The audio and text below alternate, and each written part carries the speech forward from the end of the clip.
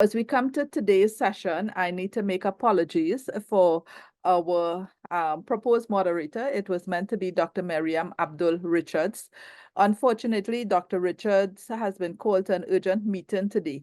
So I will step into her shoes and serve as moderator for today. In doing so, I will now like to introduce our panelists.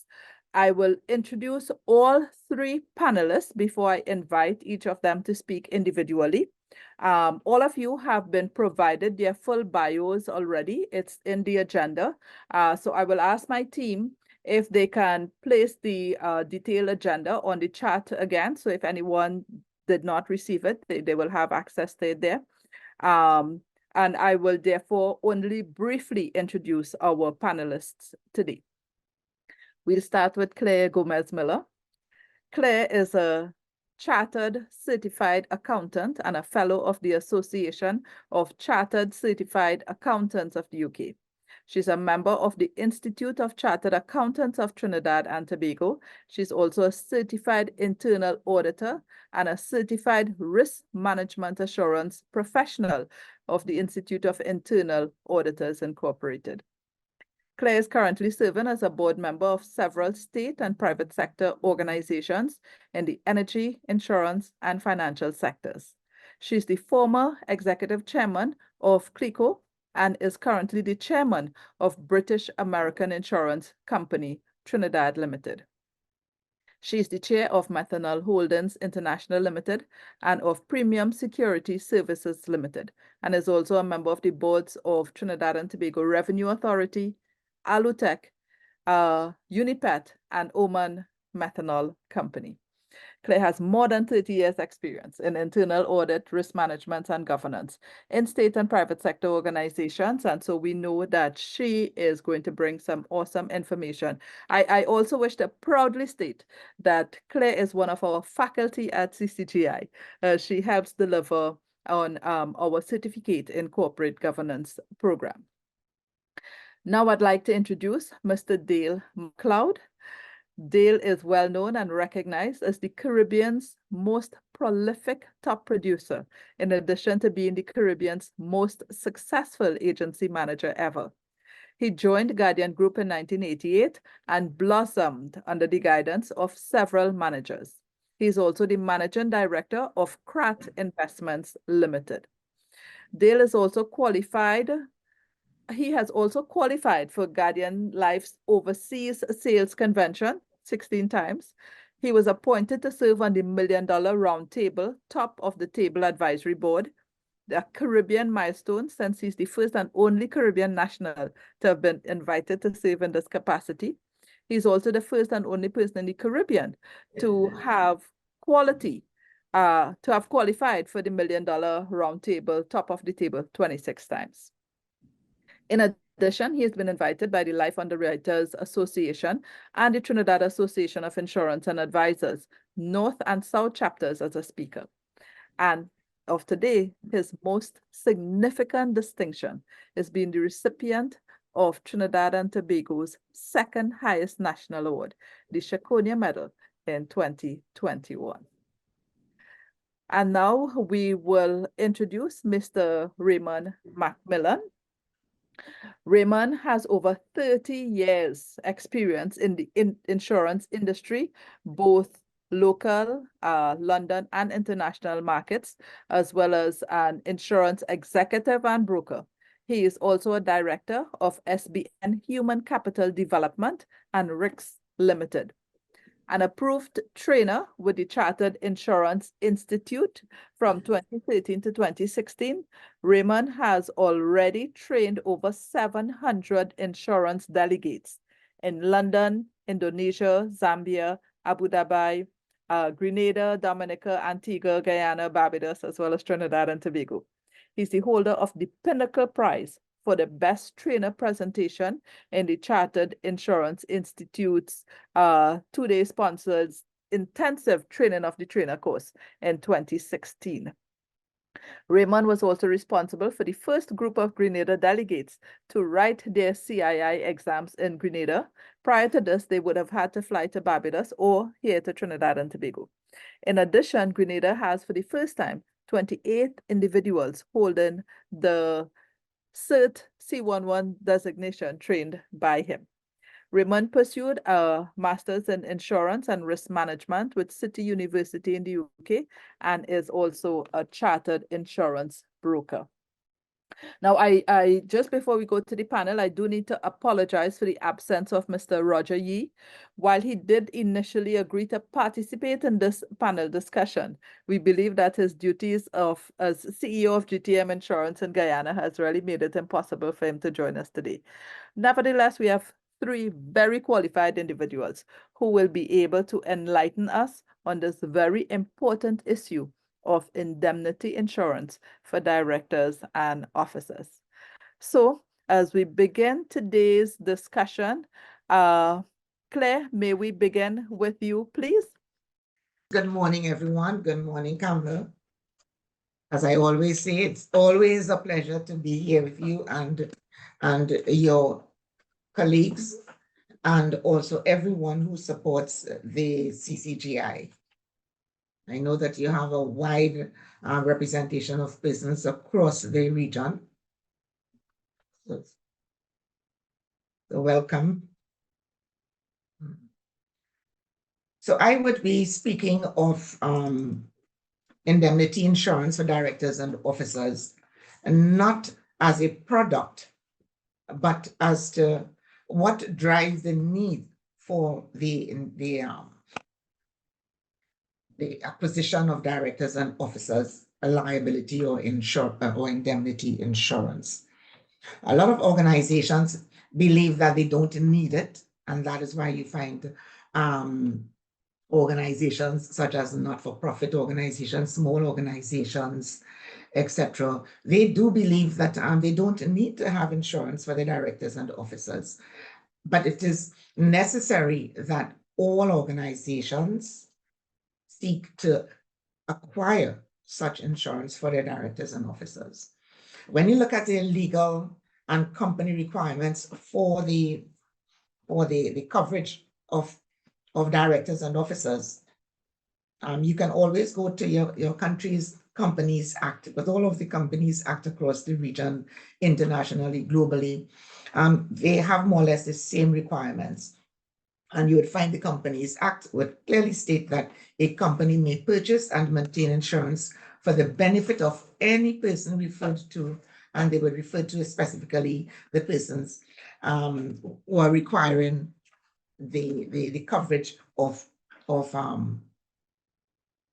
indemnity insurance, so that they can purchase and maintain insurance for the benefit of any person against any liability incurred by him in his capacity as a director or officer of the company, except where the liability relates to his failure to act honestly and in good faith with a view to the best interests of the company. And I think here's where we want to make sure that understanding from upfront, if it is that you plan on acting dishonestly and in bad faith and not in the best interest of the company, no insurance company will indemnify you. So you want to make sure that that message is given quite clearly to the directors and officers of the company. And the coverage is in his capacity as a director or officer of another body corporate where he acts or acted in that capacity at the company's request, except where the liability relates to his failure to act honestly and in good faith with a view to the best interests of the company. So what you're starting to see here is that the coverage of the directors and officers is not only for the parent company, but any other organization. It may be affiliated organization, such as within a group, or might be just another organization that where it is in the benefit of the parent company or the main company to have their directors and officers providing similar services to another organization. So you want to make sure that, and that is very important, because you want to make sure that when you are looking at the persons being covered, you have to take into consideration persons who may not be directors or officers of the organization, but who are now placed in position of a director or an officer of another organization.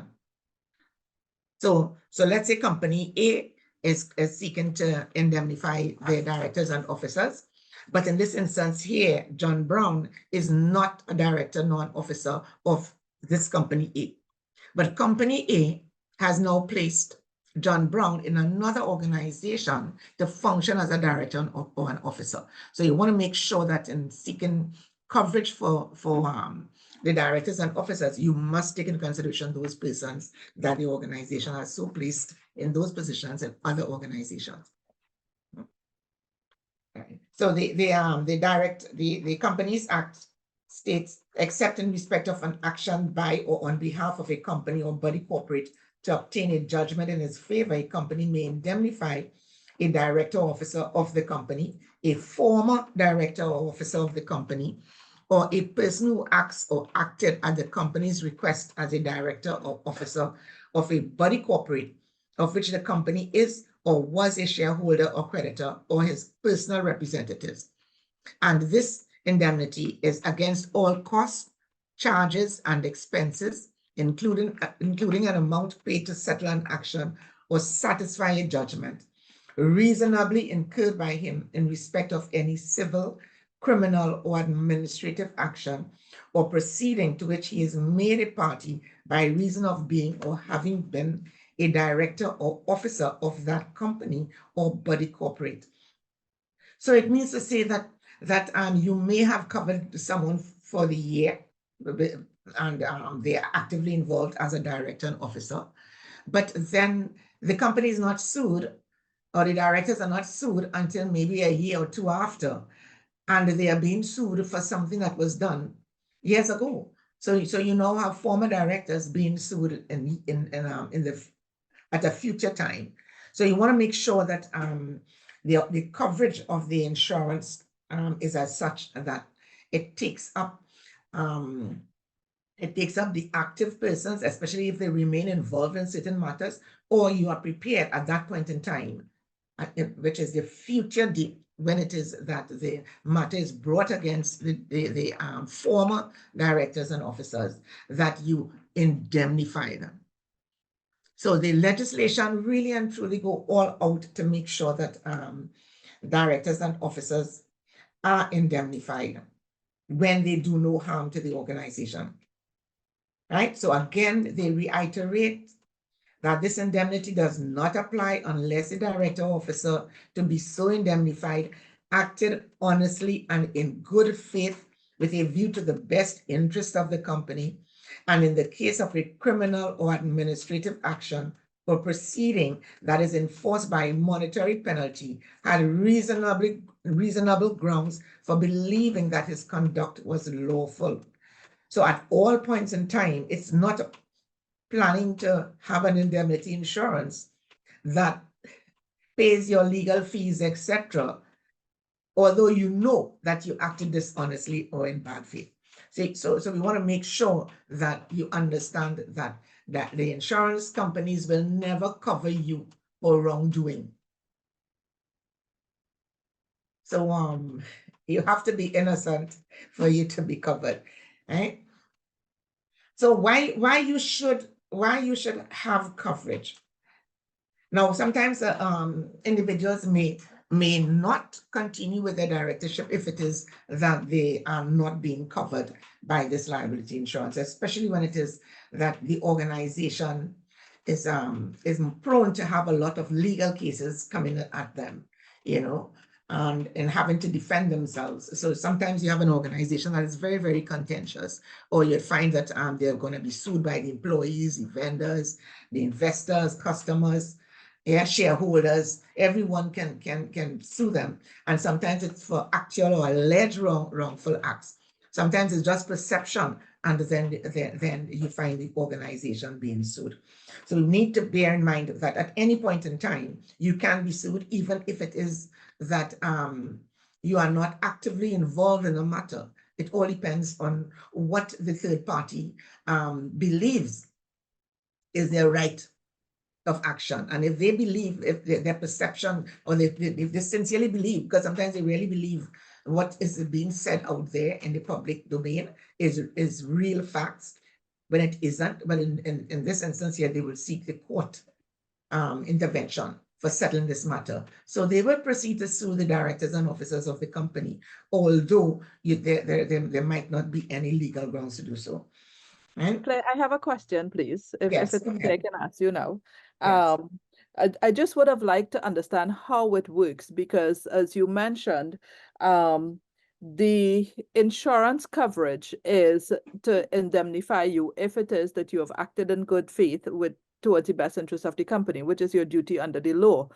However, as you have continued to explain, there are times when you may believe you have acted in good faith, but that is just a belief that you have. How does it work in actuality that the insurance coverage would apply? Because the decision as to whether or not you acted in good faith may not apply until the matter goes before court or so. Right. And here's where you find the insurance company will make that decision as to whether they are to reimburse you those fees or not.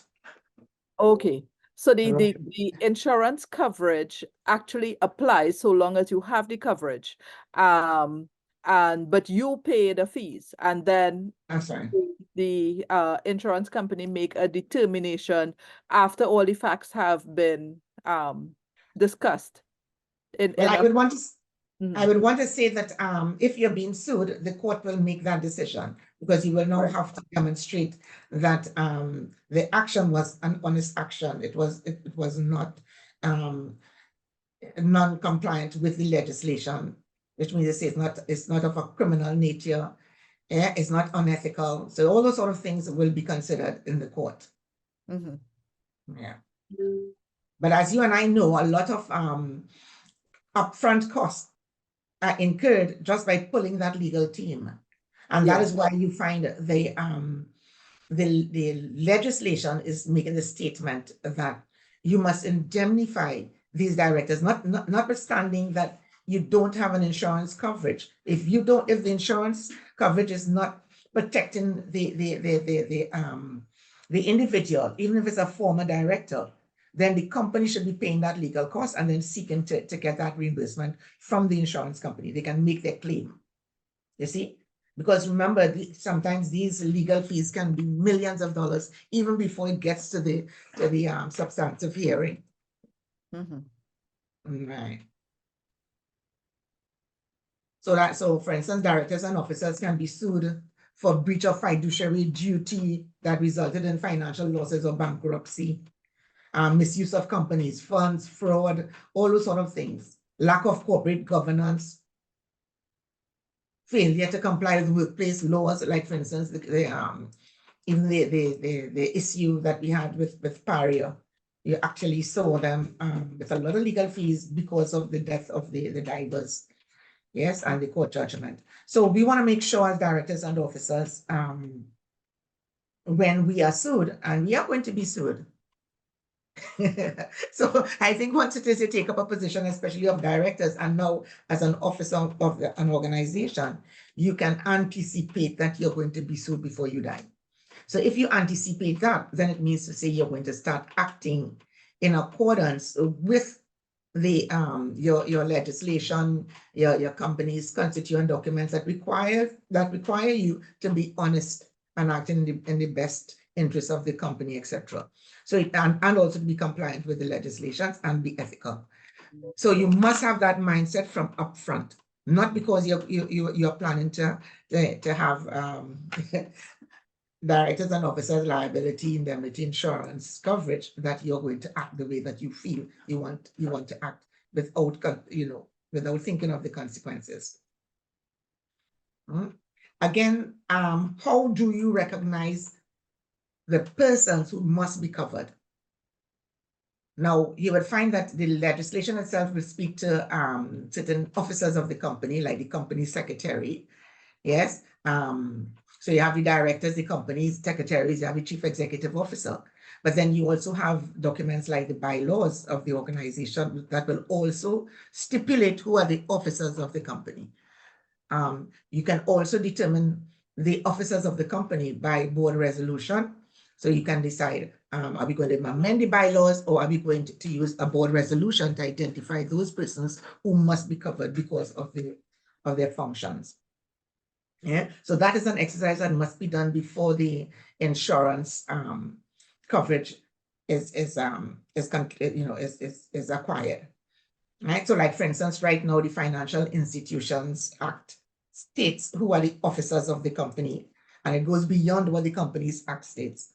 So, like for instance, the Financial Institution states, in relation to a company, officer means in relation to a company or unincorporated body, a chief executive officer, chief operating officer, president, vice president, corporate secretary, treasurer, chief financial officer, chief accountant, chief auditor, chief investment officer, chief compliance officer, a chief risk officer, and any other individual designated as an officer by his articles of incorporation or continuance, bylaws, or other constituent document, or resolution of the directors or members. Yeah. So what you're seeing here now is legislatively, you're seeing the addition of other functions being stated as officers of the company. And it allows also for the board resolution to determine who the officers are going to be, and those persons must be covered. They must be covered by that indemnity insurance. Also, we have to remember persons acting at the company's request as director or officer of another organization must be covered. So use of group coverage to protect the directors and officers of the parent company and related companies should be looked at. So don't go only for the individual company, but when you're determining who are the persons to be covered, look beyond just those directors and officers for the specific company, but look also for those who are functioning in other organizations on behalf of that parent company. Yeah, so look at the group coverage as one of the mechanism that you can use. Mandatory disclosure and transparency of relationship and legal risk. That's very important to make sure that your coverage remains valid. Because if it is that you're applying for this coverage, they're going to send you a specific form, yeah, where you have to disclose a lot of information so that they can determine, because remember before they decide that they are going to even send you a quote, yeah, or advise you as to the full coverage of your insurance policy. It means to say they have to assess the risk profile of this organization, and they would look at the individuals. Yes, because sometimes when you go back into the individuals, you're recognizing that some of the directors, officers may not be fit and proper for that organization, which means you're bringing risk into that organization.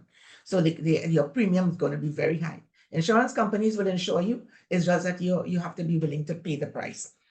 Yes, always remember that. And if you fail to disclose any significant matter or any matter they believe might be pertinent to your claim or your disclosure when it is that you were seeking that full protection, means to say that they are not going to allow that claim when you really need it to be, when you really need that claim to be honored.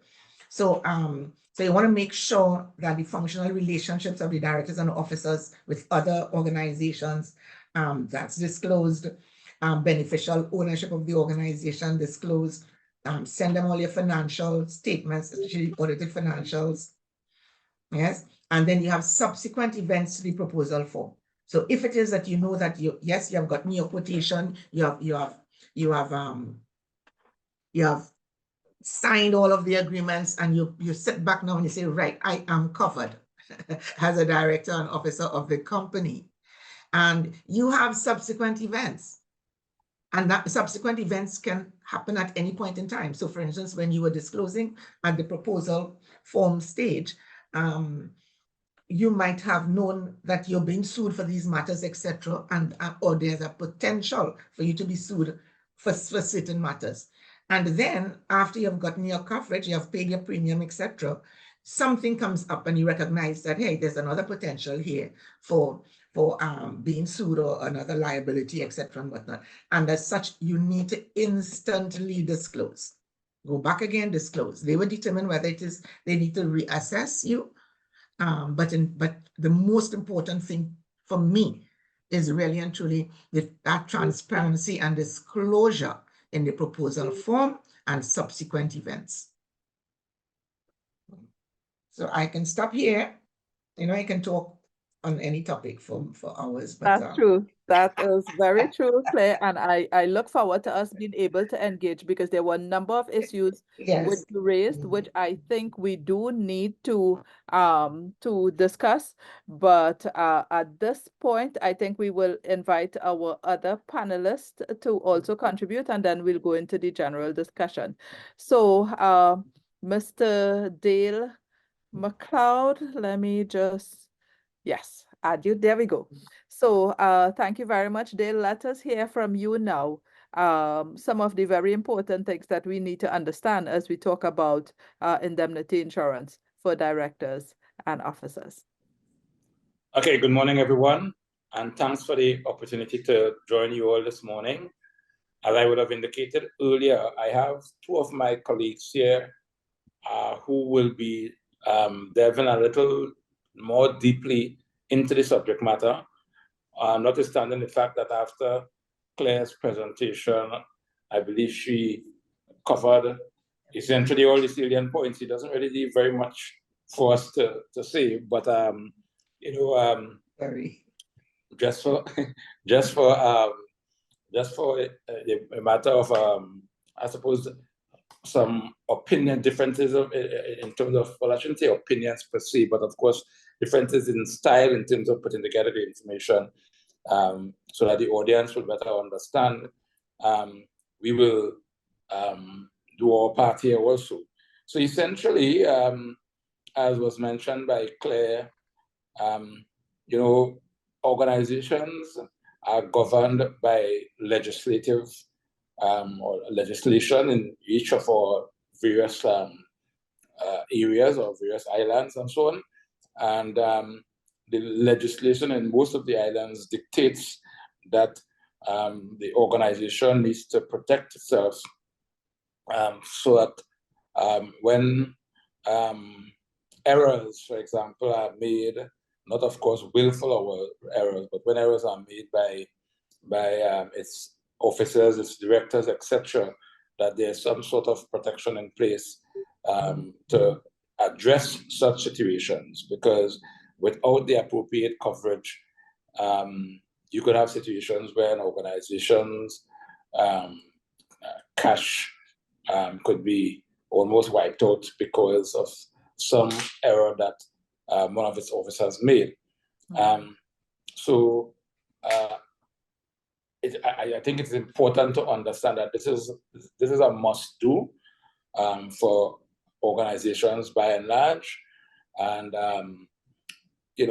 exactly how these policies work, I will leave for my colleagues, but it's something that organizations must understand needs to be addressed for all the obvious reasons, because lawsuits could also include the officer themselves.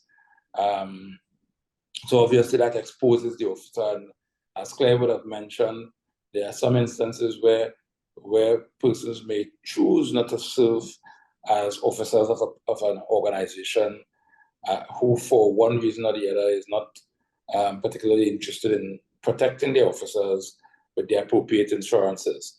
Good. So let's go to Raymond Macmillan, and then we will come back to Dale and his team. So Raymond, over to you.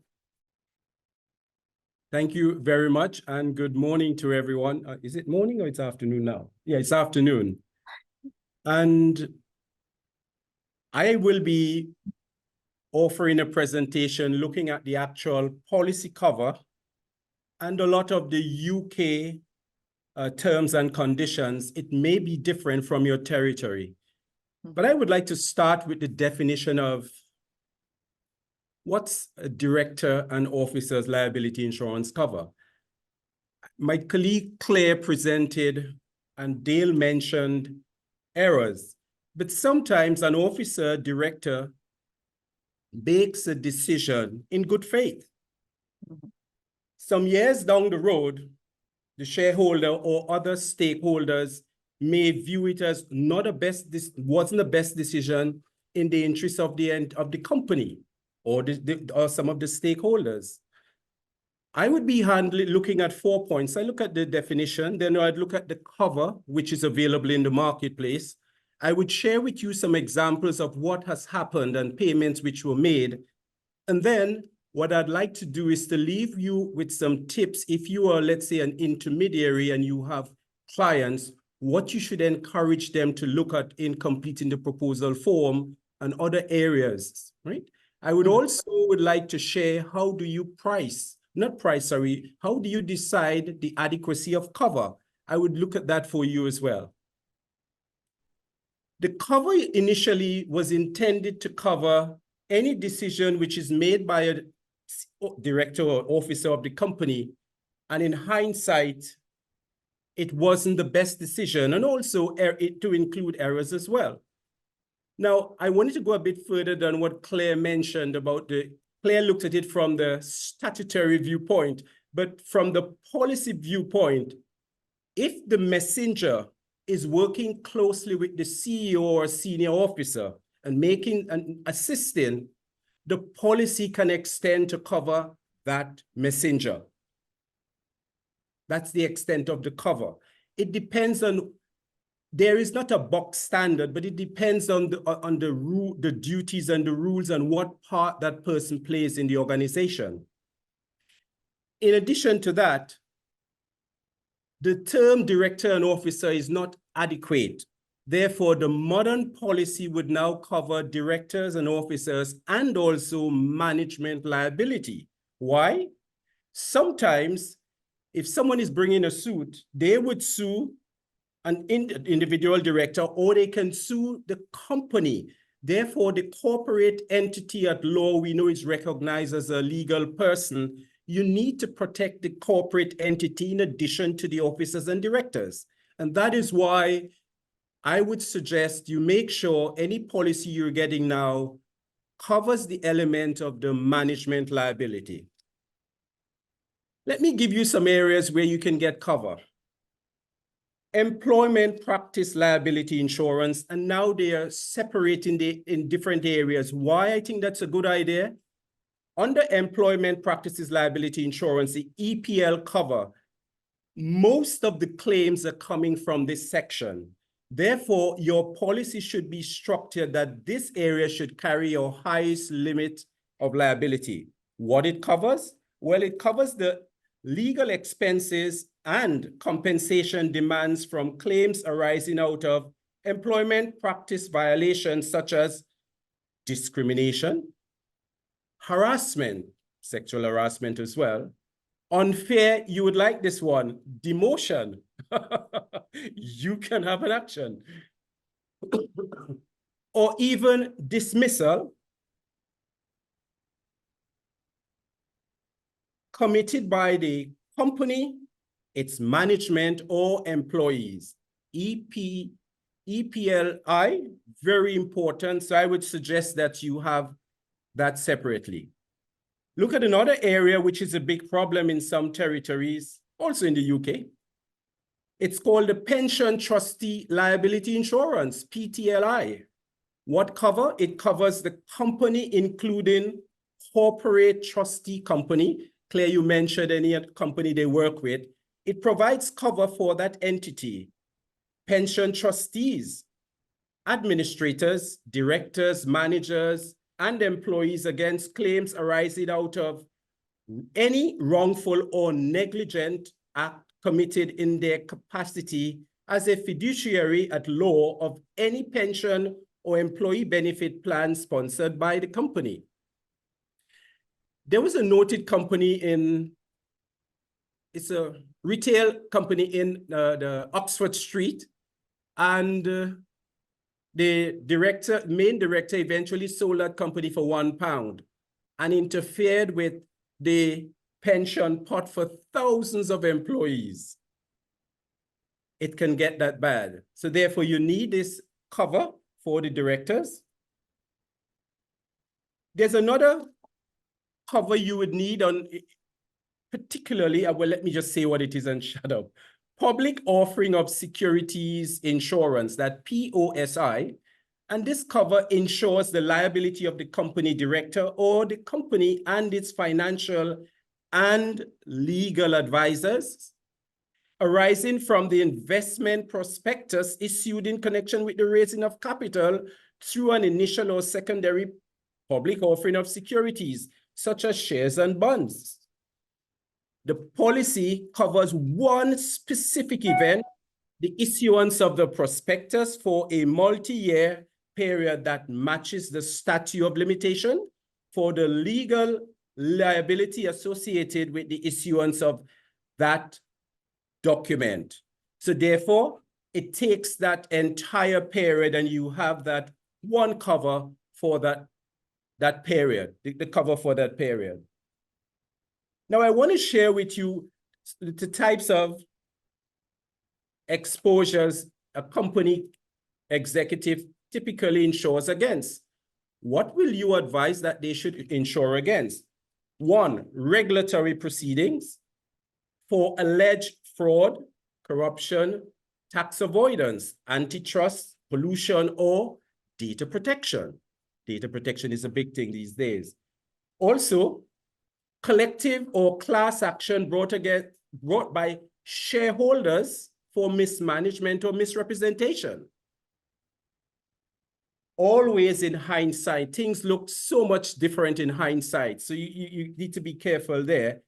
But you can have cover for direct derivative action brought by the shareholder on behalf of the company. You can also have cover for litigation during or post a hostile takeover. Has anybody been in a situation where a company was taken over by another? There are opportunities there for claims. What about insolvency or bankruptcy litigation? You would also have litigation brought by the company employees, ladies and gentlemen, or pensioners. And the last area of cover availability would be litigation brought by present or former company directors. What I'd like to do, let me just share with you a few examples of claims which were paid. 1, we're looking at additional defense costs for directors. Therefore, ensure that the policy document that you have for your company has cover for additional defense costs. Listen to what happened. A small shareholder in a private company took action against his directors, alleging that over a period of several years, not 1 year, several years, the directors had abused their position by paying themselves excessive salaries, but paying low dividends to the shareholders. Now, as a shareholder, would you like that? Oh no. Here what's happened. The shareholder applied to the High Court for a review of the director's actions, and this resulted in the court upholding the shareholder's alleged allegation to be true. The director was ordered to repay over £1 million back to the company. However, the insurance policy only provided a limit of indemnity for £500,000, and there was not a reinstatement option there. Therefore, I'm trying to say that additional costs, you would need to ensure that you have an adequate limit of liability in place.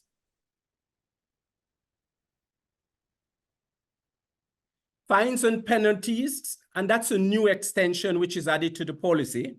Now, under the Finance Act 2009, the Senior Accountant Officer, SAO, of large companies, they have a duty to take reasonable steps to ensure that the company establishes and maintains appropriate tax accounting arrangements.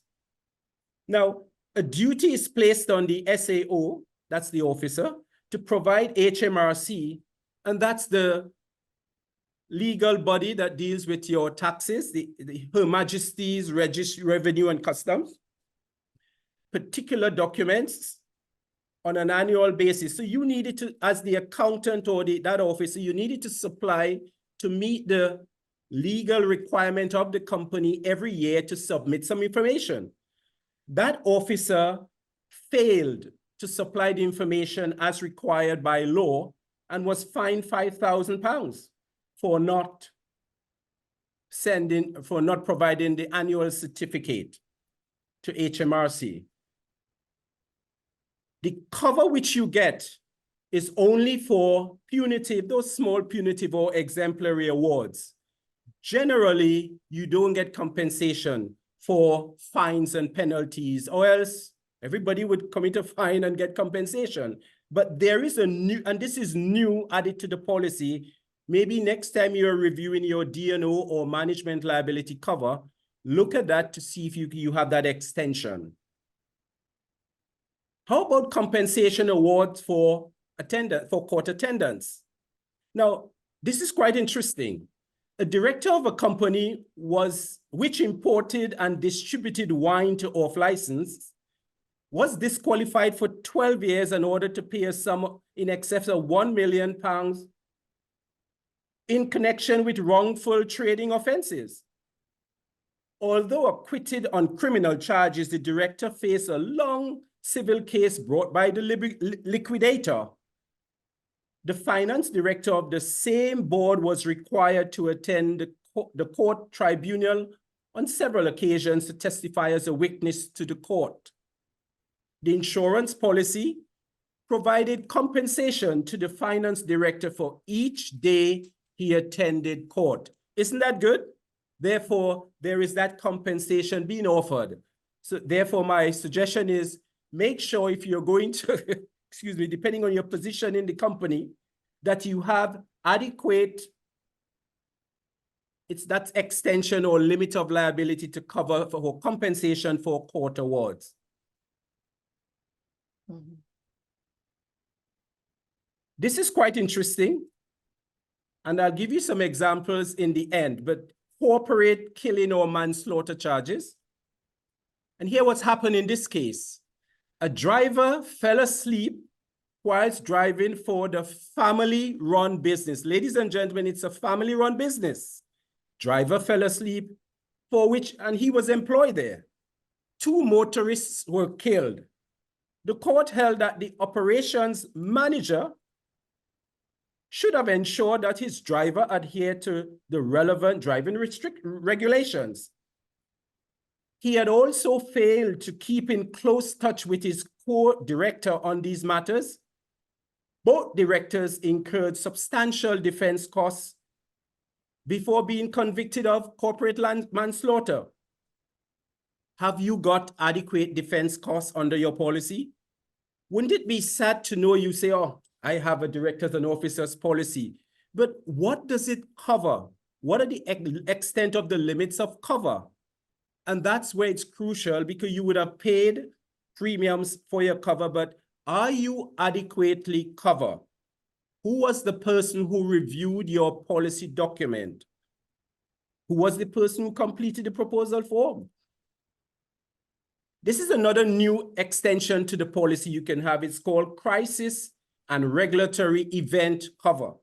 The name gives it away, crisis. A customer had allegedly bought expired food from the insured, which is a national leading supermarket.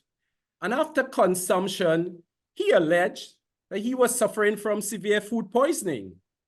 The customer threatened to go to the media with these allegations and furthermore threatened to take action against the supermarket. The directors, being at risk from reputational damage and a possible health and safety investigation, look what they did. They hired a public relations consultant and legal representation to ensure limited adverse publicity. I think that was very wise. The cost of hiring these services were covered under the directors and officers policy. So my question to you is, are you aware if you've got an extension to cover your crisis and regulatory events? I laughed when I was reading the next extension under the policy, which is also crucial. It's a new extension. It's called deprivation of assets. I'll read this a bit slower for you, ladies and gentlemen, because I'd like everyone to get this one. A director was under investigation by Her Majesty's, well, it's going to be His Majesty's Revenue and Custom for tax evasion. His personal assets and his bank accounts were frozen during the period. The director was required to pay for his children's school fees. Life has to go on. The deprivation of assets cover responded in this case as the insured was unable to use financial resources which would have been available to him under normal circumstances. I would not like to know there's a policy out there that doesn't have this extension. We can remember your personal assets were frozen, but you have to live. That's why it's so important to ensure you have that extension under your policy. We're coming to the end. I know I'm talking a lot. Investigation defense costs. Now, the board of directors of a privately owned delivery business, they were banned following the company's insolvency and subsequent DTI investigation. Although, and listen to this one, only 2 directors ran the business on a day-to-day basis. All of them were found to be responsible for accounting books and records not being up to the necessary standard and for a lack of working capital. Considerable investigation defense costs were incurred to defend the legal action against the directors. Do you have a client? Those in the insurance sector, do you know someone? There are a lot of directors, but only 2 are running the business mainly. They've gotten key interests. They can be sued just as those who are running the company. I want to share with you some incidents which I've been observing, and these are more Caribbean-based, or we have some US-based examples here.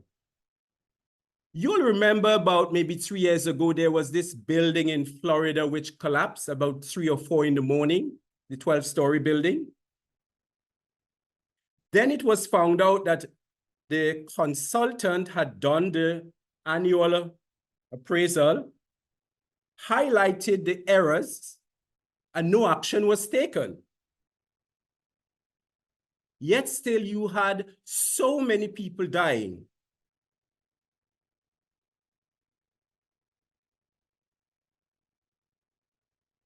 I'm sure I don't need to tell you, action there.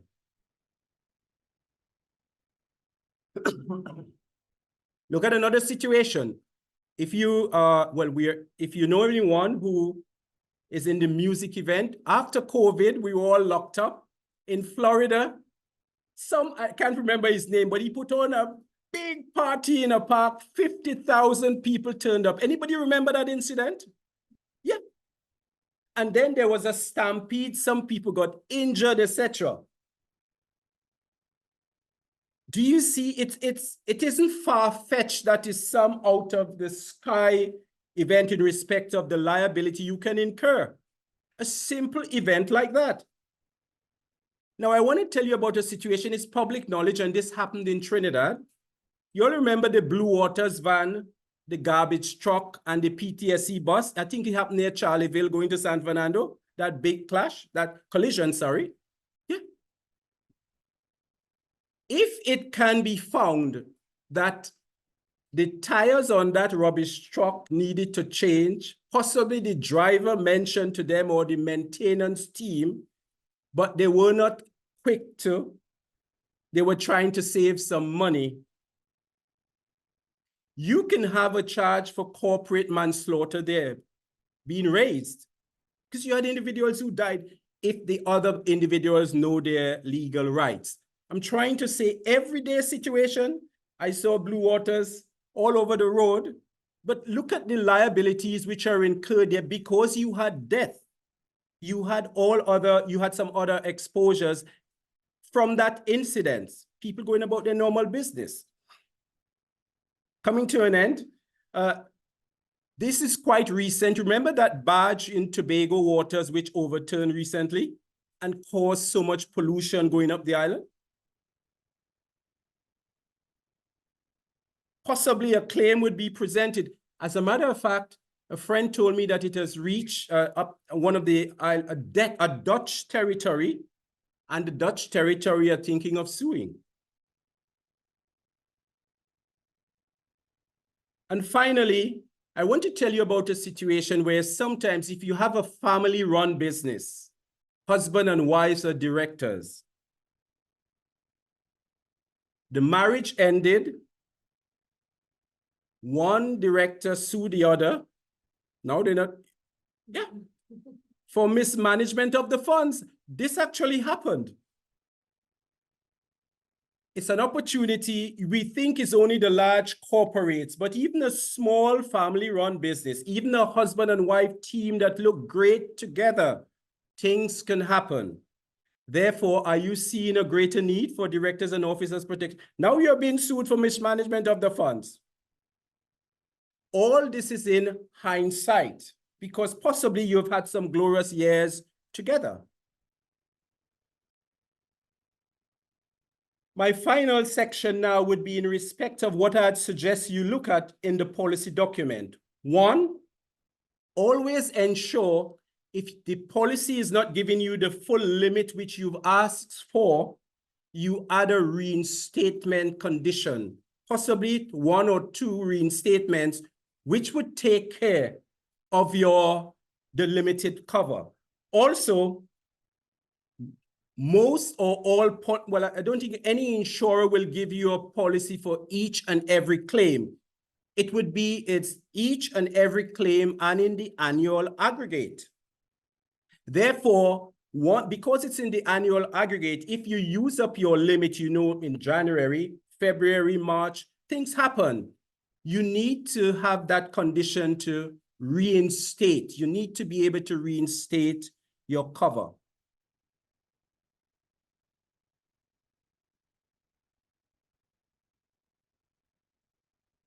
Some policies, again, this is crucial, where they are cost in addition to the limits which are stated, a cost in addition, or they could be cost inclusive, and that's crucial. If it's cost inclusive, it greatly reduces the amount you will get to actually to meet your liabilities. Therefore, always look to see if you have a cost in addition. That would be the better option. In some territories, the law has changed. Police proposal forms are completed right now under the Marine Insurance Act 1906, over 100 years ago. But in some territories, they are following the UK amendment, which is the Insurance Act 2015, which talks about a fair presentation of the risk and utmost good faith. What if you make an error while completing the proposal form? What is your position?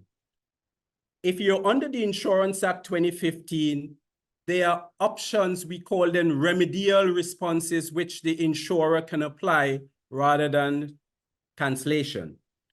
The next point is, what about if you have a warranty under the policy and that warranty has been breached? Under the 1906 Act, the insurer has the right, once you breach the warranty, even if a claim hasn't occurred, cancellation, ab initio cancellation. However, under the 2015 Act, I don't know how your wording is, they wouldn't cancel the policy ab initio, but automatically the cover ceases when you breach the warranty, and when you comply with the warranty again, cover resumes automatically. No need to send an endorsement or ask them to comply. Therefore, I'm trying to say there is a need to look at the wording that you are using. Are you using the wording 1906, 108, over 100 years ago? Or is your policy using the modern wording? Do you have any cover for management liability, or are you still directors and officers? You are cheating yourself in this day and age. The next thing I'd want to do, sometimes your clients would ask you, how do I know what limit of cover I should carry? We recommend between 3 to 5 times your annual turnover. But remember, you have different sublimits for different areas of cover. And remember, the employment practice liability, that carries the largest amount of claims come from that area. Therefore, my suggestion would be that should carry a much higher limit, depending on the number of employees you've got. And not even so, because you may have few employees and you can have a serious claim from one employee under the employment practice liability section. I have 3 more points. Conditions precedent, conditions subsequent, conditions precedent to liability. I only want to highlight one, which is under conditions precedent to liability, ladies and gentlemen. You may have a valid claim under your D&O policy. If you breach the condition precedent to liability, and one example would be notification. Sometimes individual would start to say, you know what, let's not tell the insurer because our premiums will go up. And they start to deal with the incident themselves. From the time you've done that and you get stuck and you now want to come to now report the claim, the insurer may be within their rights to deny the claim because it's clearly a condition in the policy that you should let us get involved from day one. You may prejudice our position by starting to do it out of court, or away from the insurer because you don't want your premiums to go up. When you get stuck, then here, and guess what? At your next renewal, you will be asked the question, have you had any incidents and not just claims? You'd have to report it then. You may get into some trouble then. So I'd ask you to pay attention to that. You ought to know the conditions precedent to contract would be the principles of insurance. Therefore, whoever is completing the proposal form must have the right to do so and the right information. And sometimes that is your broker or your intermediary. They need to be careful. And subsequent are the conditions to be met after the policy has started. Pay attention to acts of parliament. I think Claire mentioned that. Because the laws are changing. We now have GDPR. They're saving your details in the cloud. There's a bank, an international bank, and that bank now does not allow any individual, any employee to take their gadget, that lovely thing called a mobile phone, to their desks. No longer. Why? That's where the changes are taking place. And I can go on, but I'll stop there. What I'd mentioned now, I have some, if you have, let's say, most of our financial institution, I have some suggested extensions which can be added to improve that cover, and I can send it to you via Kamla, if that's all right. I hope this was helpful, and I'll be delighted to share in any questions. Definitely, Raymond, that was extremely helpful. I mean, you have said so much that I was totally unaware of. And so there are a lot of things. I'm sure there are other persons who have questions for you as well. So we will come back to them. I will share that one of my questions too had been, if one director sues another from the organization, does the organization pay for the legal fees for both directors? So we'll park that question while we invite Sheldon. Sheldon, as we were reminded, was brought along by Dale McLeod. So he's from Guardian Insurance. So he would be sharing some thoughts with us first. And then I think another of his colleagues would be sharing right after. So Sheldon, let's hear your contribution now. All right, morning everybody, or rather afternoon. So our 2 speakers thus far really hard acts to follow. I think they both would have covered in quite a bit of detail exactly the way the policy is supposed to operate. I guess what I can do following from that is really just to tie everything together, and then to speak a bit on how the policy will or operate or is supposed to operate, both from what would trigger the policy and then perhaps the claim process to some extent. Okay, So Sheldon, I appreciate that, but I want to be able to capture you nicely. So if I could just ask that we see a little more of you in your camera, because it's quite a bit. Excellent, nice. So when we have to do a little clip of what you are sharing today, we have a good visual as well. Thank you so much. no problem. All right, so of course we would have heard it already. The DNO really offers protection, excuse me, for the persons who are leaders or who act as leaders from an organization from any financial loss if they're sued for the decisions that they make while being or operating in that role as a director of the company. As you would have heard from the two presenters before, Raymond in particular, because he would have given some really good examples of that. What it can do, it provides a safety net, giving those leaders the comfort or the wherewithal to make decisions, knowing that there's some protection. Just want to touch on Claire's contribution. This is assuming that, of course, those decisions are made in good faith, without any malicious intent or excuse me, bad faith, right? So what? Forgive me, my throat is not of the friendliest today. So what we can deal with is really, I was really going to go through the potential for claims, but again, that was covered in quite a good detail. So what we can do is run through quickly just how the process works in terms of the actual operation of the policy. So from all that would have been presented, you see there are many avenues for liability to arise.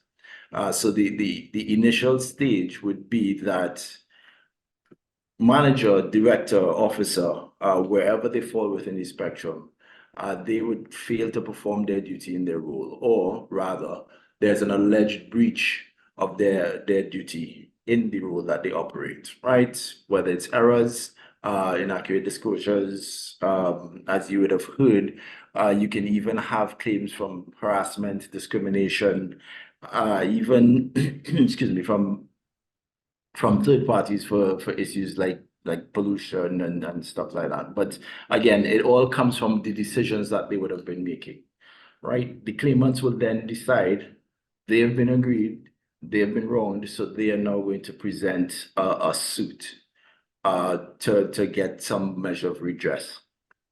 It is at that junction the insured person is supposed to provide a description of the claim and any relevant information to the insurer. The insurer then now, as you would have heard just now in the presentation, can now be in a position ahead of any potential litigation. Because of course, if it is that they're presented after the fact, then they may be prejudiced, or any decisions you make prior to giving it to them would prejudice their position and their operation going forward. And then of course, the claim, as in the was presented by the claimant proceeds. If the claim is covered, then of course the insurer will excuse me, incur defense costs up to the policy limits, of course. If the claim is covered and the case is lost, as the litigation is lost, then the insurer pays both the defense costs and the financial losses, again, up to the policy limits. And of course, you would have heard from the presentation just now that the insurer is not going to pay in perpetuity. And you would have heard of the importance from Raymond of potentially having a reinstatement condition applied to the policy. Because from what you would have heard from Claire earlier, even before you get to the stage of an award in the court, these types of policies or these types of claims and lawsuits can incur heavy costs, even just from bringing together a legal team. So really, it is important to understand the type of cover you have. There was one thing that was not mentioned before, and I don't know if Giselle, you would want to touch on that. You also have to look at how the policy is written. Generally, these policy types are written on a claims made basis. And I don't know if so I could share the spotlight a little with Giselle so she could share exactly how that operates. Sure, Giselle. So let's have you unmute and Hi, morning, everybody. Yeah, so we have decisions that are being made by the directors and the officers. However, these decisions may not have the loss itself may not give rise right away. It may happen over a period of time. So these policies are done on a claims made basis in that they may have made decisions 5-10 years ago. However, the loss itself, the results of these decisions may not give rise until 5 years later. So you have where the claims made is when you actually make the claim, even though the loss itself may have started 5 or 10 years ago, right? So they have that protection that even though these decisions were made prior, they've only now become aware of the actual negative impact of these decisions. And when they make the claim, the policy would respond. The policies will have what we call a retroactive date. So once the loss did not occur prior to the retroactive date, it will be covered and the policy would respond accordingly. So all the NOs are written on a claims made basis. Right? A policy must be in place at the time a claim is made. A retroactive or prior act date on the policy must be dated at least as far back as the action given as the claim were provided. Notice in the appropriate form must be provided to the insurers within the policy term or during the grace period that might be 30 or 60 days after the coverage. Right? You have your tail end cover that you can also have with these types of policies, right?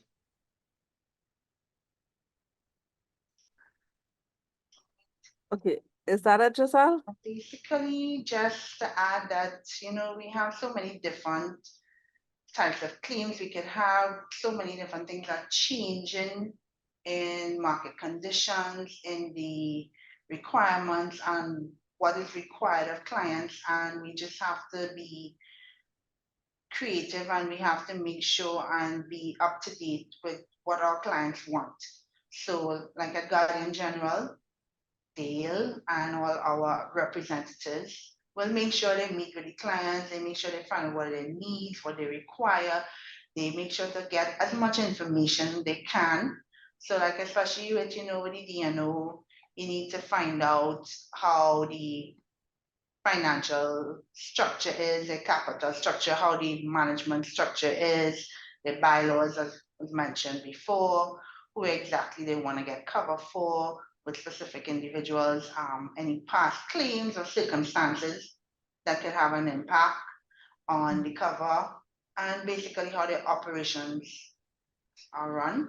And it is something that not a lot of clients think that there is a need for, but there is a need for it. So our aim as any insurer is basically just to educate persons and let them know that this is something that you should really look into and you really need to get. They may think, I don't need it, nothing gonna happen. But we have a saying, we say that God is a Trinity, but sometimes something always happens. And it's when you least expect it. So Okay. I'm gonna end there, short and sweet, and leave the floor to everybody. If there are any questions or anything, thank you so much for my little short time. Thank you very much, Giselle. It was indeed very, Yes, I'll put it useful. back to Dale.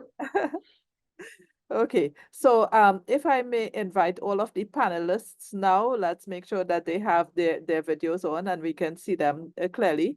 I know with Dale's team, there may be a challenge in terms of who will be able to speak to ensure that we don't get that feedback. But let's put Dale on, and possibly either Sheldon or Giselle, you may be able to speak with him directly and he relay it, or you just let us know if one of you may be able to come in instead. So I'm letting our participants know that we have now reached that point where we are going to open the floor for questions from persons, and to ensure that this runs smoothly, please use your icon to raise your hand so that we can identify if you have a question that we can share, or if you have a comment to make. Okay, we just have a half hour remaining though, so I want to get started. We don't lose any of that time, and I'm gonna start with two questions. The first was the one that I raised earlier.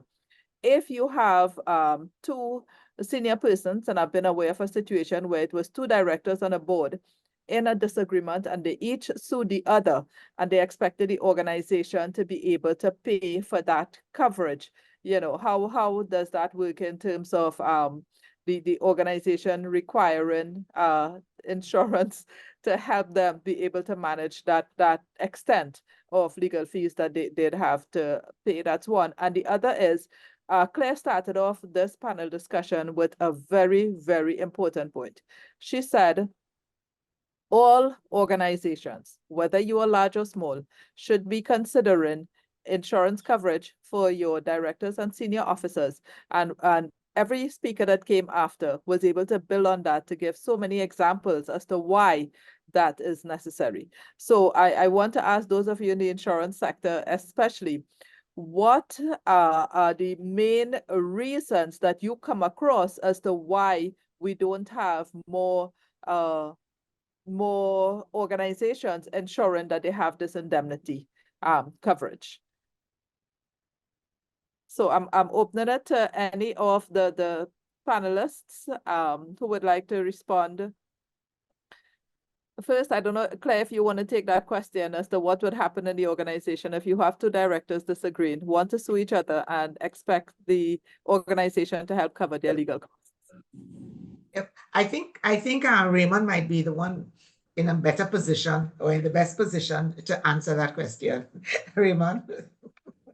Well, I haven't had a situation where that would be covered before, but there is no one set wording in for a D&O policy.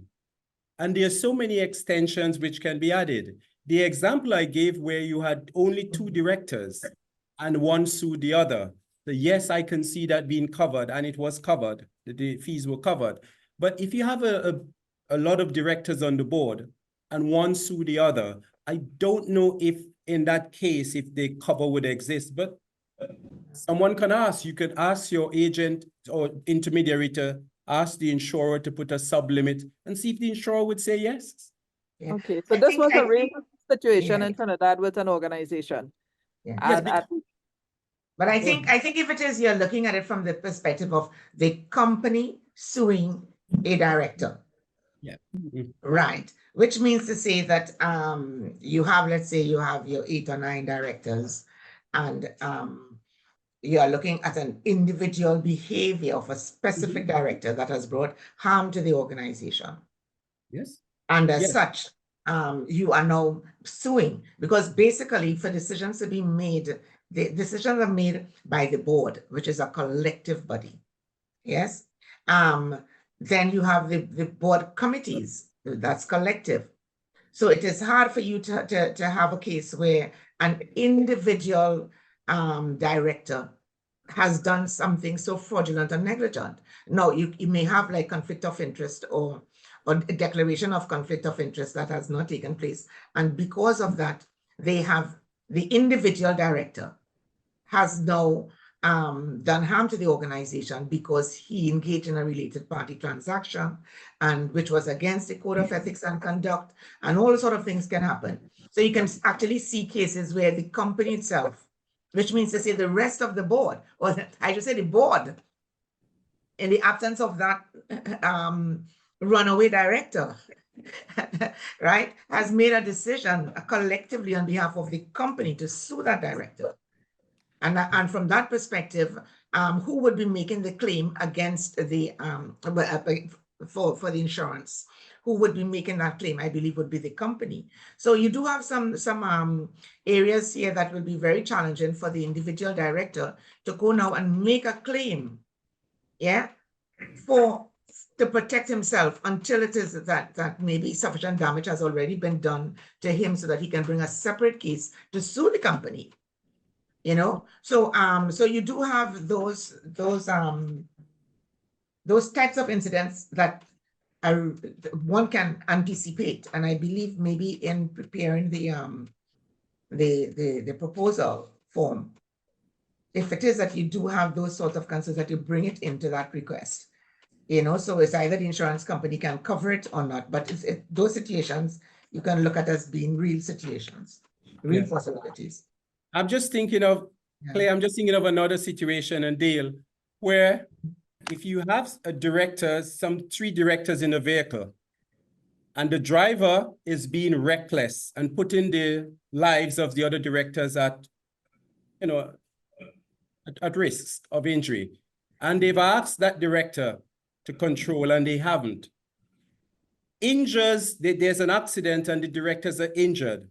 I can see that director through their lawyer suing the director in person and also the company through their lawyer.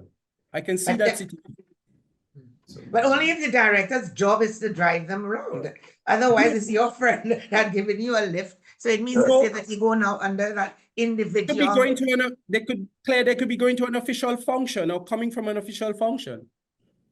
Well, if I'm driving you around and you want to sue me as a director in my capacity as a director, yeah, you must be paying me extra money to chauffeur you around. No, so it's not driving you around. The company can make a decision that they would use this vehicle to go to this official function, and this director will drive.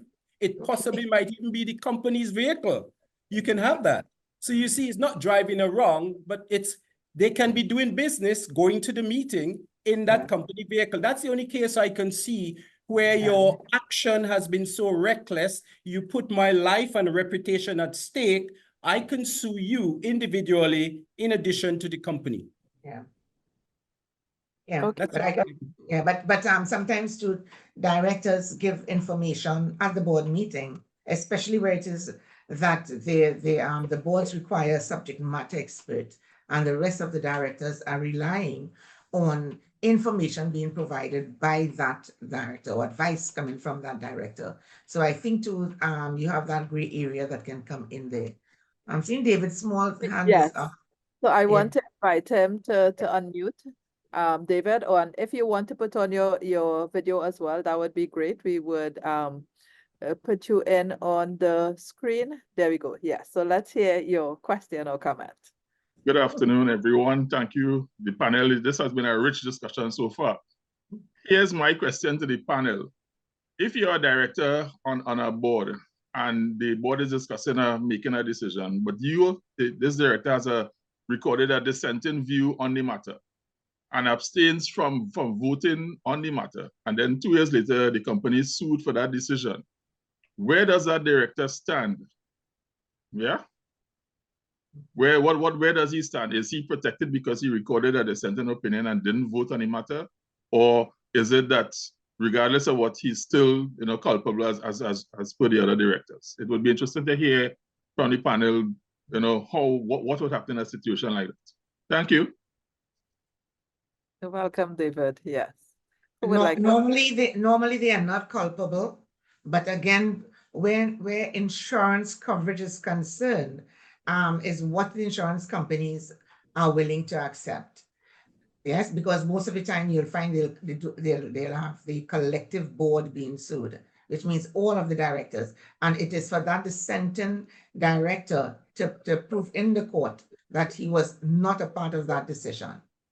So then the cost, but at the same time, he will still be incurring legal costs. And I think sometimes we forget that part. You don't have to wait until the judgment is determined for you to determine what's your true cost. The point here is that dissenting director will still be incurring costs. just to defend himself in court. And if I can add, remember the policy covers the directors and officers. And when there's a matter, it provides the legal costs to represent you up until that point where if you are found guilty or maybe criminally negligent, or as the case might be, but you get the benefit under the policy of legal representation up until the point where the decision has been made. I hope that helps, David. No, that helps me a lot, because I am one of those. I trained under Claire, so for the purposes of clarity on this call, I trained under Claire, and Claire always schooled me that, listen, whatever you do, make sure whatever you do can stand the scrutiny of an external third party, and that is always going to be your protection. Whatever you do, whatever you participate in, make sure that whatever the decision is, a third party could look at it and say it was fine, and that will be your biggest cloak of protection. So thanks, Claire. I think always keep a copy of those descending. Make sure your dissent is in writing, and you keep a copy of the board minutes away from the company in your own personal file. Personal files, yeah. Yes, just in case the other file goes missing. All right. Thank you very much. I appreciate that. Go ahead, David. I think if I may make a quick comment here, I believe it should be noted by all participants that in general, insurers could cover almost anything that you are prepared to pay for. So in other words, you could add on multiple extensions to your policy once you are prepared to pay for those extensions. The challenge, however, is really figuring out which extensions you want to have on that policy at the inception, because many things, many risks that could take place are not popular risks. And so human nature is such that oftentimes the tendency is to avoid many of these additional expenses because people don't anticipate that it's going to happen to themselves or their organization, as the case may be. So, it's like the reality is that it's always easier to perceive a loss happening down the street to someone else, somebody else's organization, but of course to perceive it happening in your organization or to yourself, oftentimes is where the challenge is. And that's the challenge that we as salespersons face literally on a daily basis, convincing clients that, listen, this reality that that the client may view as highly improbable, highly unlikely, is something that you need to take into consideration. So I just thought I should make that point. I think that's really important. I think that really is probably what everybody worries about in terms of being able to understand what level of coverage is required. I see Carrie Price has his hand up. May we invite you to unmute? And if you would like to, please also put on your video so that we can have you as part of the conversation. If not, just go ahead and ask your question. Yes, hi, good afternoon. Thank you for the session so far. Actually, Mr. McLeod may have just answered the question I had, but I will still pose it and get a response. My audio was in and out during the session, so I'm not sure if this may have been covered before, but the question I had is, would insurers offer coverage for something a director may do in his personal life or in his business life outside of the organization in question that can bring that particular organization into disrepute or affect its bottom line or its operations? That's an excellent question, because we have seen instances of things like that happening, where a director may do something in their personal capacity, but it impacts the organization as a whole. Yeah, so would that be covered, and what level of coverage would insurers, or what level of risk would insurers normally accept with regard to that? If I may answer, what are you willing to pay for? Well, what I wanted to answer to say is that when situations happens, there are allegations, and everyone is deemed innocent until proven guilty. Therefore, that is where the policy would stand with you for allegations. When it's deemed that you're proven guilty, then the policy would stop. It wouldn't go beyond the fine if you're fined. We've got an example right now that's happening. If you look some miles up the road, there's a politician who committed an act, and now the court is they're in court trying to see am I really guilty? And yeah, so I know that's going off, but just to show you, no matter how clear it is to some other individuals, you're innocent until proven guilty. And quickly, Dale, you mentioned what you're prepared to pay for. What I usually do when I was a lot more as a broker in sales, you sit with the client and you show them, you said, listen, why not buy adequate protection and use it write it off as a company expense? Because if you don't buy the policy and you make profit, you're giving taxes to the government and you don't have adequate cover. So you see, it reduces the amount of taxes you would pay. And that's where you sell it. You show them it makes sense. Get full cover, write it off as a company expense, particularly in the area of corporate governance, the bodies and the government is encouraging you to have good corporate governance principles in your organization. Yeah.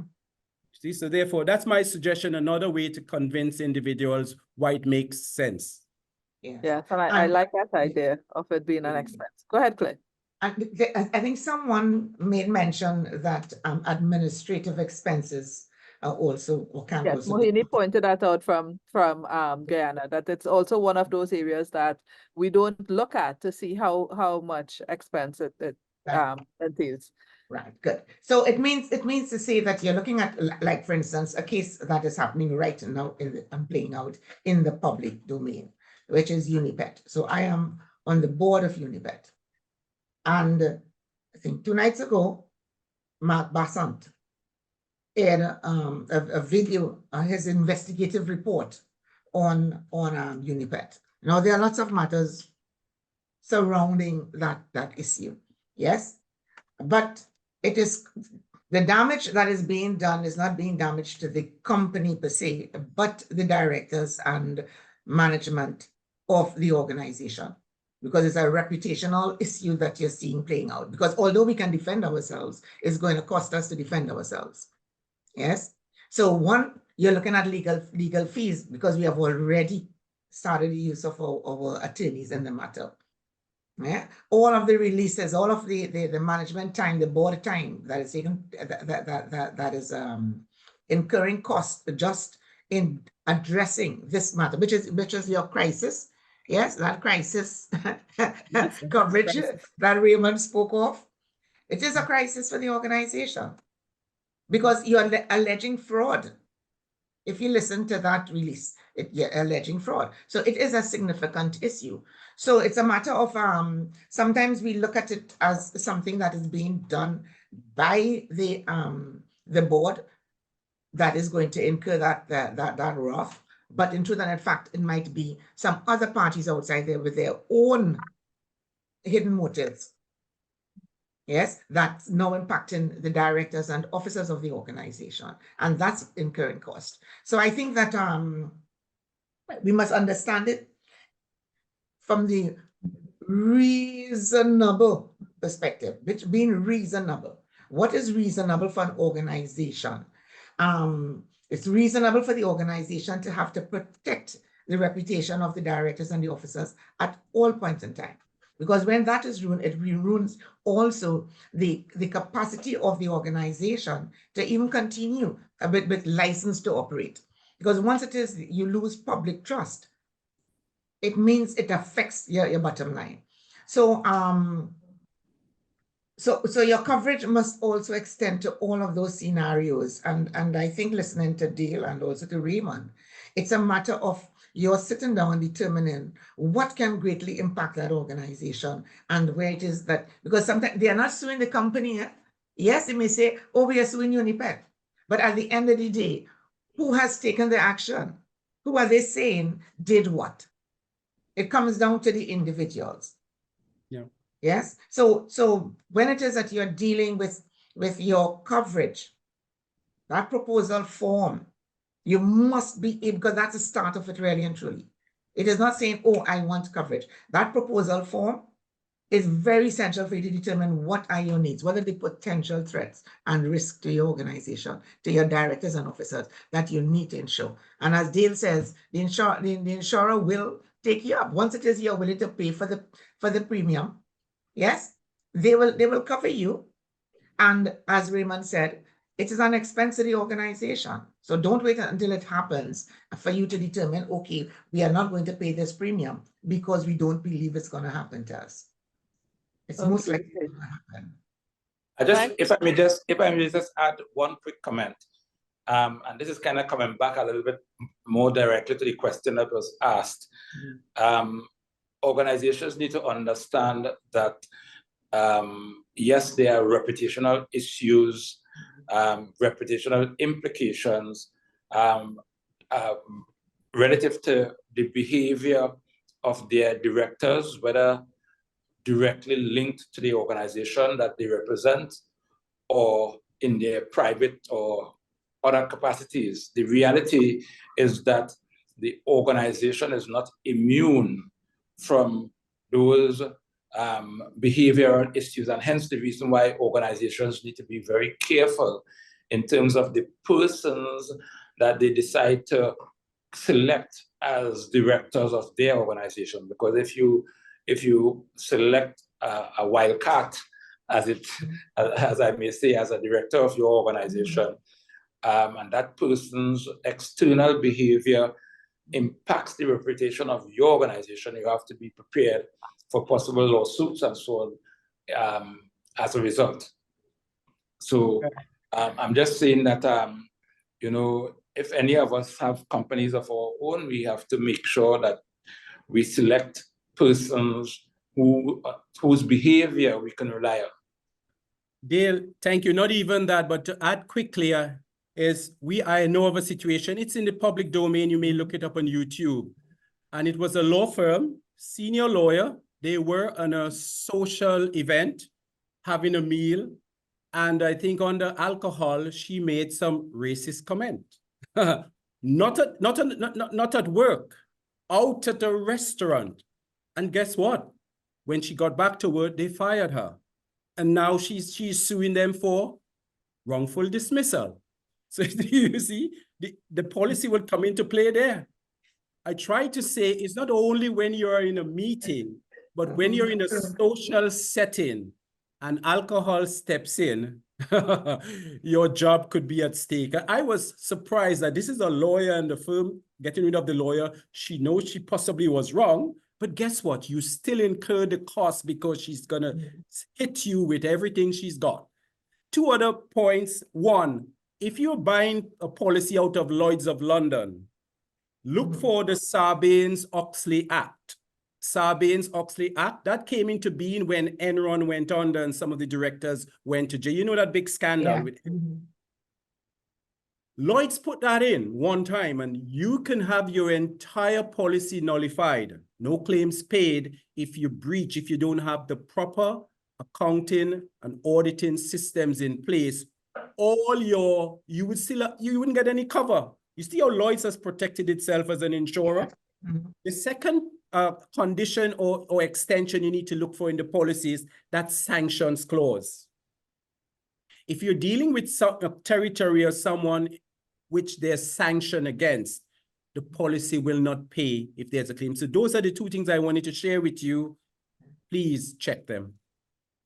Okay, Anastasia has had her hand up for a little while, so we're gonna come to her to get her question. And I want to note a comment by Roland Bertrand in the chat. He says, all I can say is do not serve on a board if the company does not have D&O insurance, which is directors and officers insurance. You never know what can happen after you leave the board. Yeah, very, very good. Yes. Anastasia? Hi, good afternoon. Good afternoon to the panel. Thank you everyone for your wonderful insights. I am an officer at an insurance company, so I'm not a stranger to this topic, but certainly a lot of new things have been brought to light. I just wanted to point out the way that this is so greatly connected to risk management and business continuity management. And, that's a big ticket item on a lot of regulators' minds right now. So that, we should really be going back and looking at what exactly we need to put into the policy documents, what we need in our proposal forms, and how we can protect ourselves as companies. My question was, I know Mr. McMillan has been stressing that, these insurers are going to cover us until at a point where we're going on the basis of innocence, the presumption of innocence, until proven guilty. Is there recovery or subrogation expectations and rights in there that if you are proven as a director or an officer to have acted in bad faith, that insurers can now come and recover the money that they've expended in the presumption that you are acting in good faith? Thanks. If I understand you, am I open? Yes. Remember, I gave an example earlier on where a shareholder of a company, one shareholder, found that the management, the board of directors were paying themselves excessively. And when it's time for dividends, they weren't giving her enough dividends. She took it to the High Court. She won the case, and the directors had to pay back over £1 million back to the company. Anastasia, does that answer your question? Well, I mean to say if the insurance company has treated with any legal fees and that kind of thing for the director, and they are found to be guilty, or have acted in bad faith, is the insurance company able now to come and recover the money it's spent? No, but that's the cover which is offered. Remember, in any document, you have what is called the recital clause or the preamble, and it says, you do this, this is what your consideration would be, and this is what our side of the bargain, put it that way. Therefore, there wouldn't be any need for recovery because both parties would have kept their side of the bargain. It's clearly stated in the policy up to what point we will cover you. Right. And they wouldn't need to go against the person for that, for recovery. Thank you.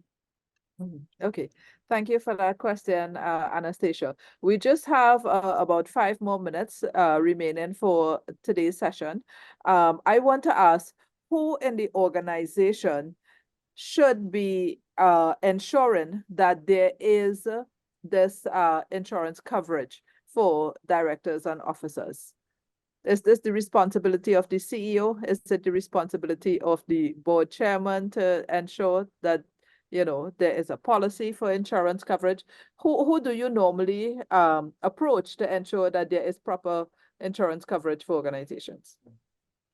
I think the directors themselves ought to be aware, again, of the Companies Act or the documents within the organization, like especially the bylaws, because oftentimes in the bylaws, you will see the bylaws stating the requirement to indemnify the directors and officers of the company.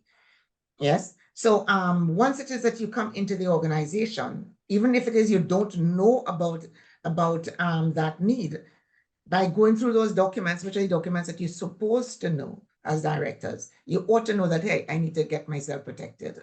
So oftentimes you would find that the board itself will drive that demand for insurance. And they would say, look, or even a single director might say, I don't wish to continue on this board if it is, we don't have appropriate coverage. So oftentimes you're seeing the driver being the board.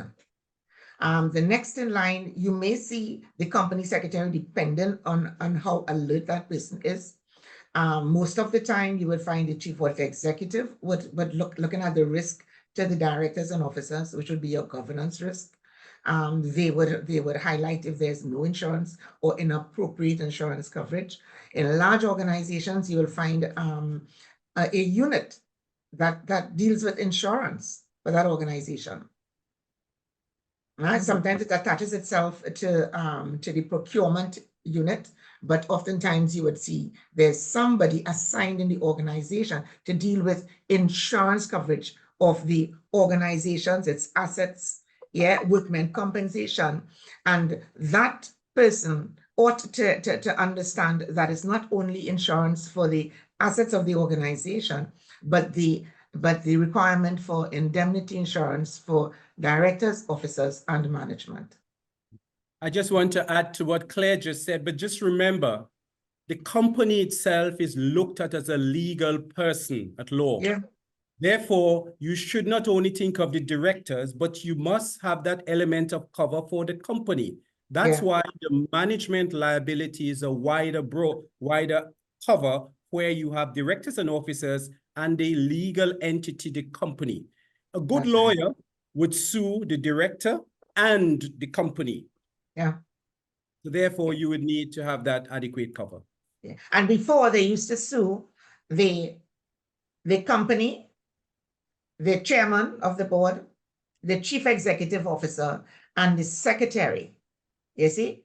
But now they sue collectively and individually, and this entire board, the entire management, and they may even pinpoint if there's a specific person that they believe has done them harm, they will include that specific person also.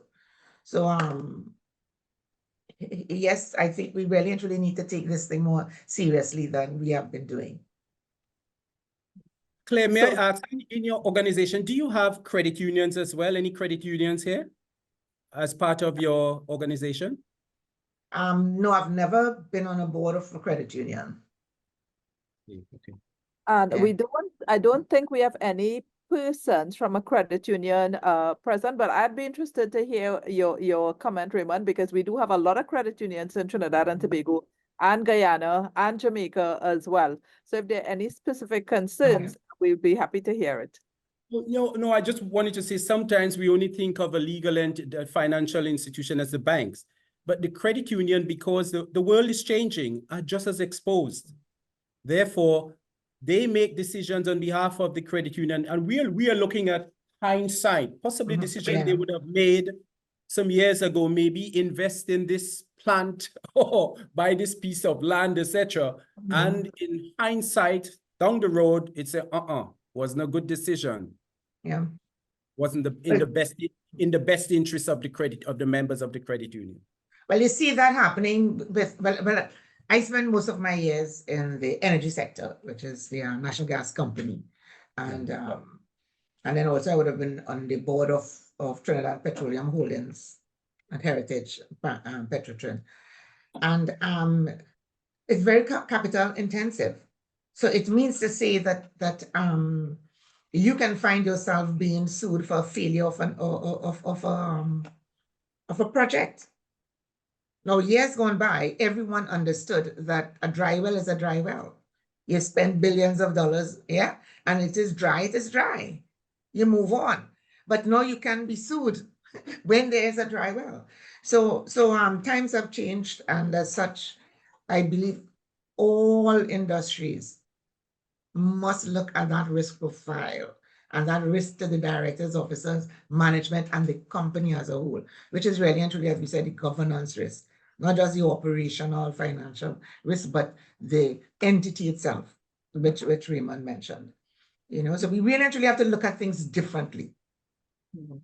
And what I am hearing too is that the organization itself is indemnifying directors and officers, and therefore the organization need to ensure that there is coverage. So even if the directors have not raised the issue because they know that the bylaws state that they would be indemnified by the company, it must be that the company itself ensures that there is support to cover that kind of loss in the event that something happens. But there must be a board policy for that.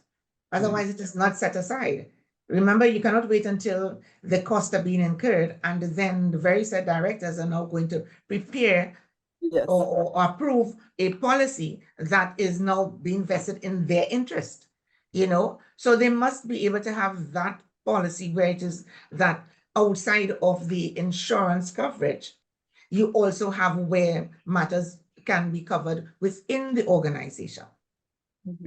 My final comment would be, may I suggest we say when we say indemnify the directors, no, we are indemnifying the third party that has brought the action against the director. If you say indemnify the directors, it suggests the money going to the directors. No, it's that third party who brings the action. We will provide the indemnity to that third party on behalf of the company or the directors. Right. We are speaking of meeting especially the cost of defending yourself, because I don't really care, because sometimes by the time the judgment occurs, I'm already dead. I'm dead already. Yes, because it takes quite some time for this matter to finish. But in the meantime, all of my assets are now being sold to meet my legal fees. We need to look at reality. And what is it that you're indemnifying me of and for? So it means to say somebody has to be paying those costs, yes, when you assume that I am innocent, unless it is you know, internally you have determined already that I'm guilty. You know what I mean? But at the same time, you need to make sure that there's a board policy that says, during this time, when this matter is being heard, before that judgment, what is it that we are doing? Are we going to have this individual director or all the directors now having to sell their own assets to meet their own legal expenses? So you must be able to prepare for something. Claire, you have triggered another question in my mind, which is that if the company itself sues a director who has long gone, who is now going to help pay the legal costs of the director? Exactly. So the shareholders decide to sue Claire Gomez-Miller, while she was performing as executive chairman of CLICO. Who's paying those legal fees? The policy now, because remember, as our colleague from, I think Sheldon said, it's a claims-made basis. Once policy is in cover now, not even with the same insurer, when the incident or C that gave rise to the claim now will be met, provided it falls within the retroactive date of inception. Can be 10 years ago. Once there was continual cover, the company's policy would take care of you. You won't have to spend 1 cent in defense. Continuous coverage, which means to say I'm a former director, right? So if this present board decides that they are not continuing with that coverage, right, then I'm still in a very precarious situation. Or another thing too is, do we appropriately orient each of the party being covered? Yes. Do we take our time to go through with the officers and the directors? What are the clauses within this policy? Another thing too is who makes the claim? Is it the companies making the claim, or is it the individual? So if something is happening here, can I make an individual claim? Even if the company, which is the sitting directors now, are not making that claim against that insurance policy. And I think those are the questions we now need to ask. And also we need to get some answers, you see? So I don't think that directors, officers, and managers are really and truly understanding the depth of this indemnity and liability coverage. Claire, I just want to say one thing very quickly. Yeah. And that is that, you know, I don't think whether the fact as to whether the policy is enforced currently is really significant. I think the real issue is whether at the time of the event that you're seeking to get coverage for, that you're seeking to make a claim, whether coverage was in place at that particular point in time. Right? So I think that is really going to be the real focus of the situation, because of course the person may have by that time left the organization. Many things could have happened, but the issue whether there was appropriate coverage at the time the event actually took place. Okay, great, thanks. So it is event driven. So when the event occurred, or even if it is like, for instance, taking out a coverage now, and you're looking at potential litigation, the event might have happened before you took out the coverage, but you're declaring that, okay, there may be situations that may give rise. No one has sued us as yet. So is that being covered then? I just want to clarify that point, Yeah. Dale. If you have a retroactive date of inception for an incident 10 years ago, there's a requirement in the policy that the client must keep continuous cover. If they stop for 1 year, the retroactive date of inception now shifts from that new policy. Therefore, it doesn't cover you for the incidents prior. It is important then on the corporate governance that you have continual D&O cover and PI cover if you want the benefit of past actions. Even say if you change companies, if you change companies, let's say you change an insurer, you didn't want to stay with insurer A, you continue the policy under insurer B or C. Once it is a continual cover, the seed which gave rise to the incident will be protected going back 10 years.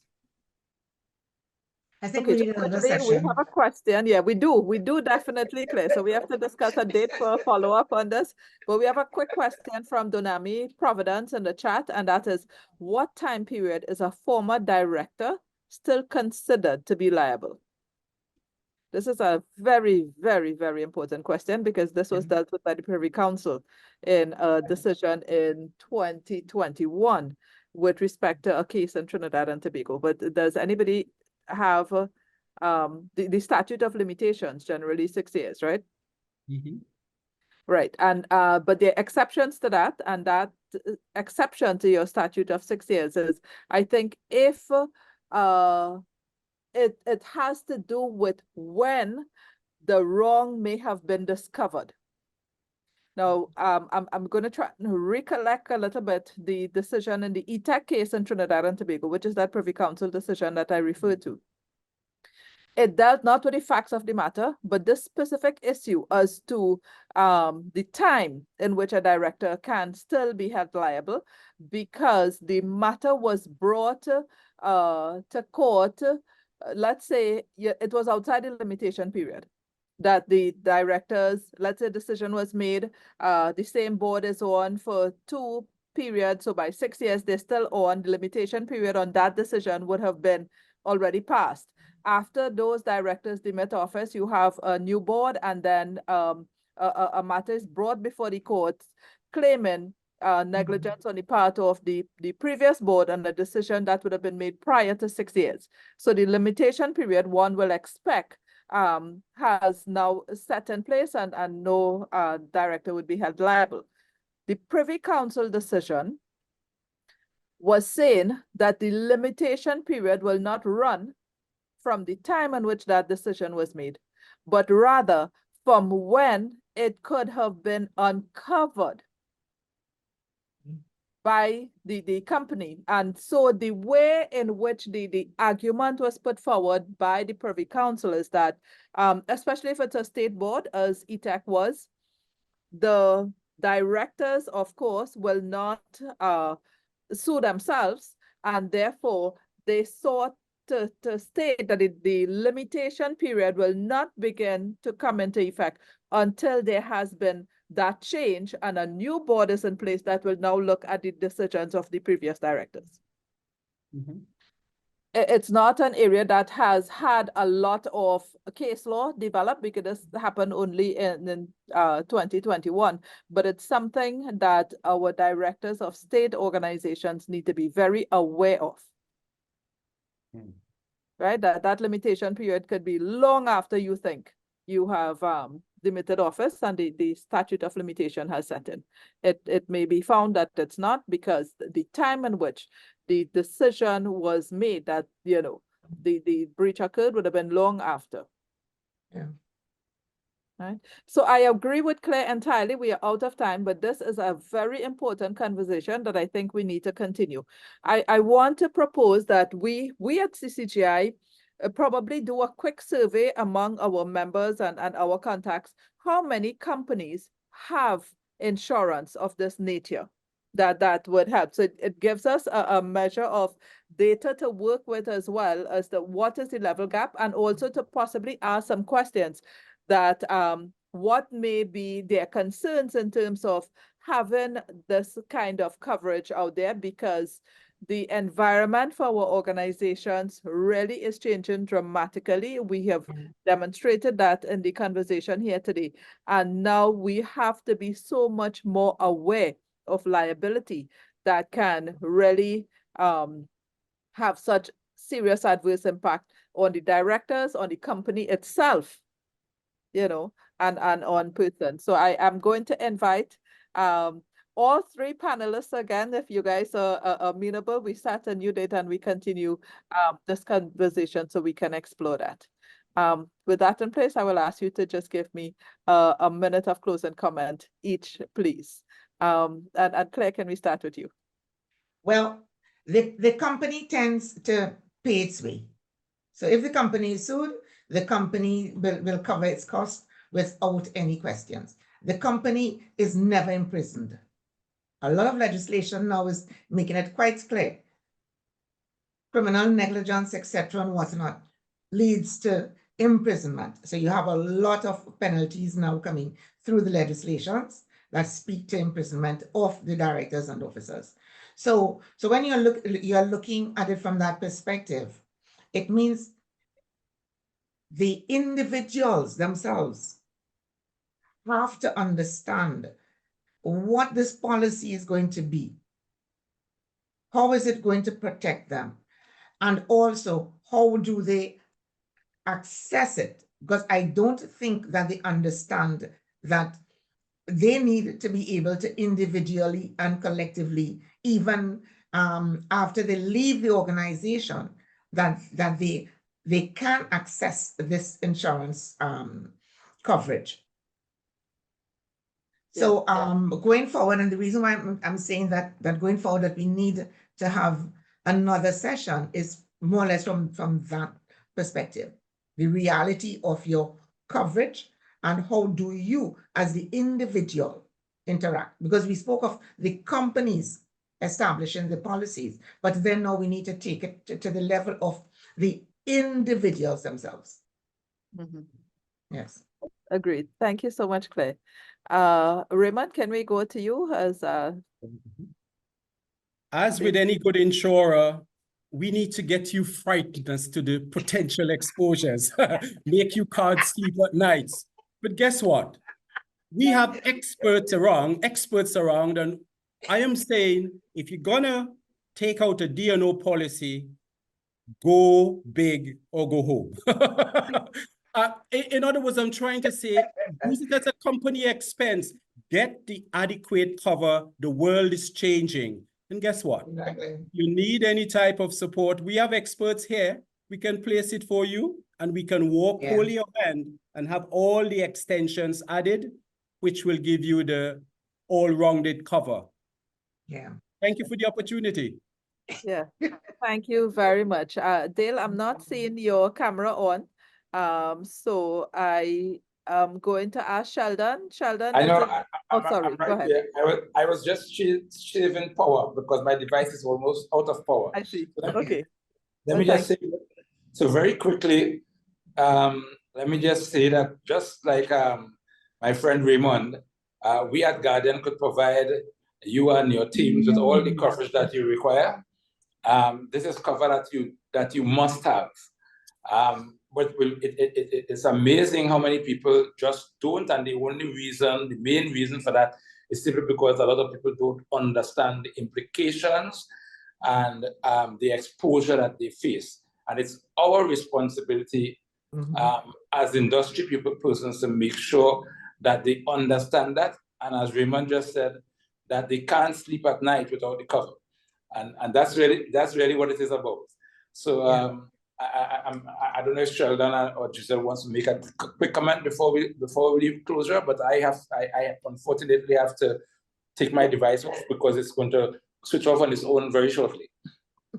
Thank you, Dale. Thank you very much. But we are out of time now, and we will invite your team again. So let me just thank you, Dale. Thank you very much, Claire. Raymond, it was such a pleasure meeting you for the first time here and having you at the CCTI session as well. I want to thank all of our participants for tuning in today. This is, as we have said, a conversation which need to continue. So please reach out to us if there were any areas that you feel interested that you need us to be able to look at as well. Do share that with us so we could plan a follow-up session. Thank you all very much. Thank you to Amelia and Laura, who have been providing very good support online for us in the background. And I am happy to have seen so many of my friends from Guyana. Thank you for joining us. And we will see you again soon at another CCGI session. Have a good afternoon now.